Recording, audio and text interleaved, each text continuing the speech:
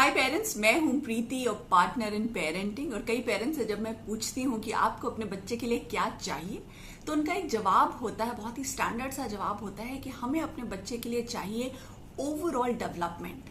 तो आज इस वीडियो में हम इस टर्म को थोड़ा सा देखेंगे कि ओवरऑल डेवलपमेंट का क्या मतलब होता है। मेरी आपसे रिक्वेस्ट है कि सारे वीडियो को देखिएगा बिल्कुल एंड तक, बिकॉज हमें ये जानना बहुत जरूरी है कि कहीं पेरेंटिंग का कोई एस्पेक्ट हम एज पेरेंट्स बिल्कुल मिस तो नहीं कर रहे हैं। अगर आप मुझे सब्सक्राइब नहीं करते हैं, सब्सक्राइब करिए और बेल आइकन को जरूर दबाइएगा। हाय पेरेंट्स, मैं हूं Preeti, a certified parenting coach. I am an early childhood educator and I run a school in the city of Gurgaon.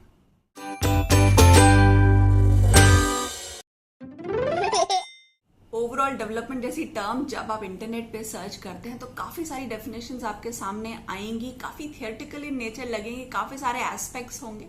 पर अगर प्रैक्टिकल लाइफ को देखते हैं तो ओवरऑल डेवलपमेंट को हम सेफली 5 कैटेगरीज में डिवाइड कर सकते हैं। उसमें सबसे पहला नंबर आता है बच्चे की फिजिकल डेवलपमेंट।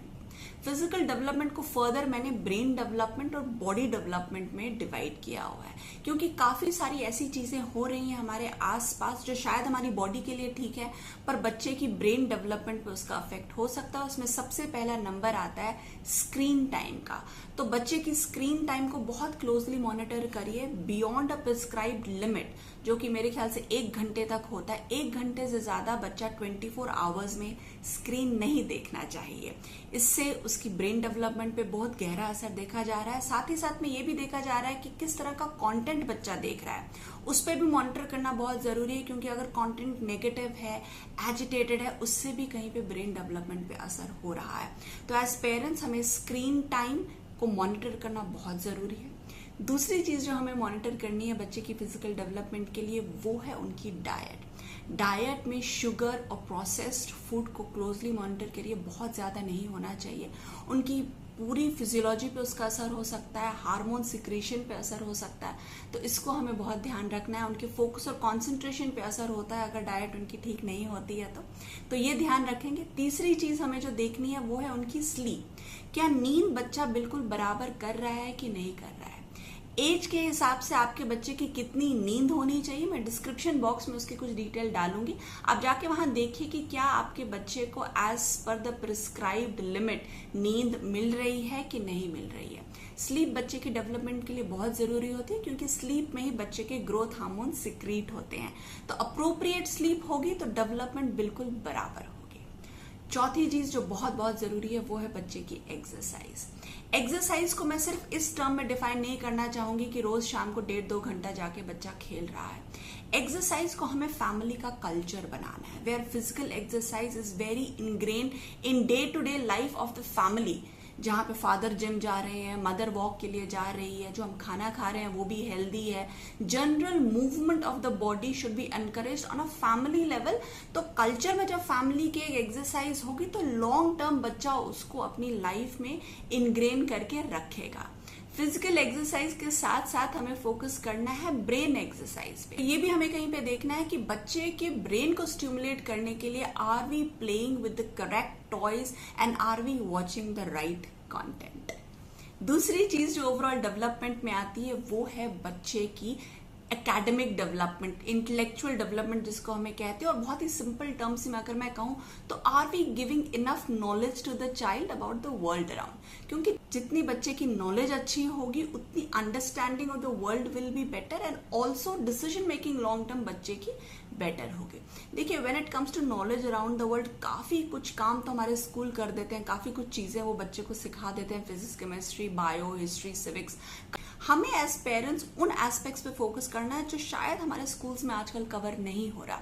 उसमें सबसे पहला नंबर आता है लाइफ स्किल्स। इंडिपेंडेंट बनाने के लिए हमें उन्हें बताना है घर में जितने भी गैजेट्स हैं भाई वो कैसे ऑपरेट होते हैं। आपके 12-13 साल के बच्चे को वॉशिंग मशीन ऑपरेट करनी आनी चाहिए, माइक्रोवेव ओवन ऑपरेट करना आना चाहिए, डिश वॉशर ऑपरेट करना आना चाहिए।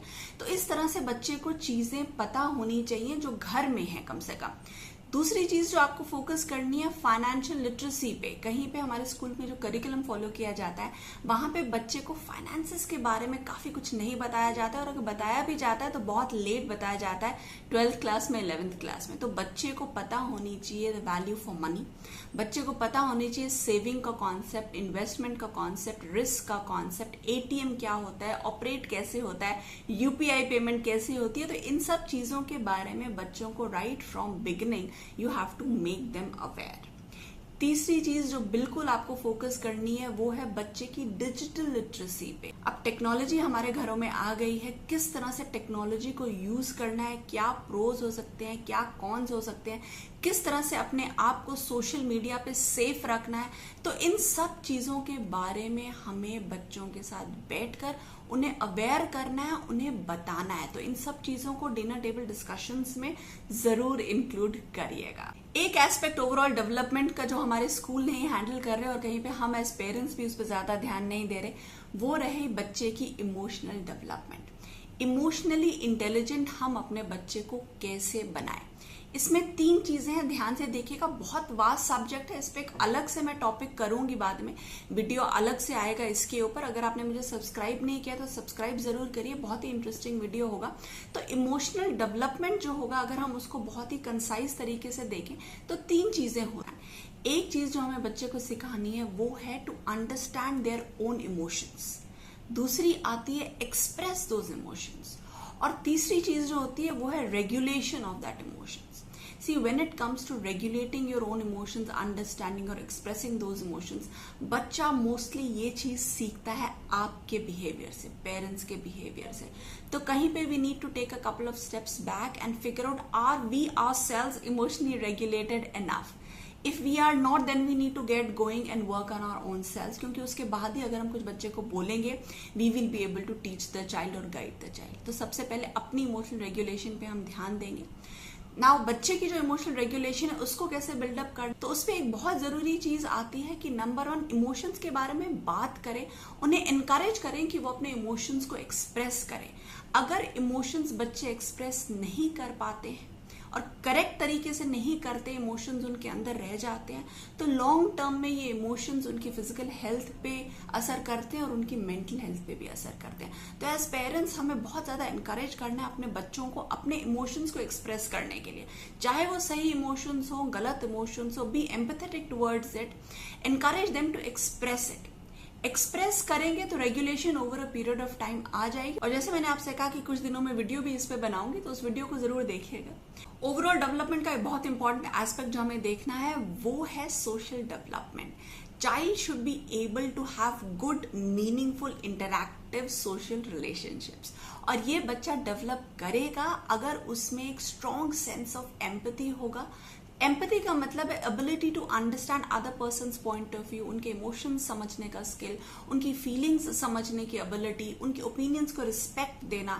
तो ये सब सेंस ऑफ एम्पैथी में आता है, और इसके लिए बहुत जरूरी है that you have to be an active listener, you have to listen to people. और ये दोनों चीजें हम बच्चे को सिखा सकते हैं through our own behaviour, by being respectful ourselves towards people around, चाहे वो मेड हो, चाहे वो ड्राइवर हो, चाहे वो हमारे कोलीग्स हो, चाहे वो हमारे खुद के पेरेंट्स हो। जब हमारे बच्चे हमें रिस्पेक्टफुल होता हुआ देखेंगे, जब देखेंगे कि हाँ we are respectful towards other people's feelings and opinions, we are respectful towards their feelings and opinions as well, तो उन्हें समझ में आएगा कि हाँ this is the way to conduct social relationships. तो अपने बिहेवियर को इवेल्युएट करिए, are you doing it the way you want your child to undertake them. बहुत जरूरी है, इस चीज को ध्यान में रखिएगा। और लास्ट में मैं इंक्लूड करना चाहूंगी ओवरऑल डेवलपमेंट में बच्चे के वैल्यू सिस्टम्स को। Sense of right and wrong बच्चे में डेवलप होती है फैमिली कल्चर से, फैमिली एनवायरनमेंट में। What is considered right, what is considered wrong, respectful कैसे होना है दूसरों की तरफ, ऑनेस्ट होना है अपने काम में, सही बोलना है, सच बोलना है, झूठ नहीं बोलना है, दूसरों की मदद करनी चाहिए कि नहीं करनी चाहिए। ये सारी सेंसिबिलिटी बच्चे में आती है फैमिली कल्चर से, क्या वो आसपास किस तरह के इंटरैक्शंस देख रहा है। So we need to be mindful of what kind of value systems we are promoting in a child through our own interactions with society around. I hope you found this video useful. I hope it gave you some clarity on the kind of path you are when it comes to parenting. If you like this video, please press the like button and subscribe more for some very interesting videos every week.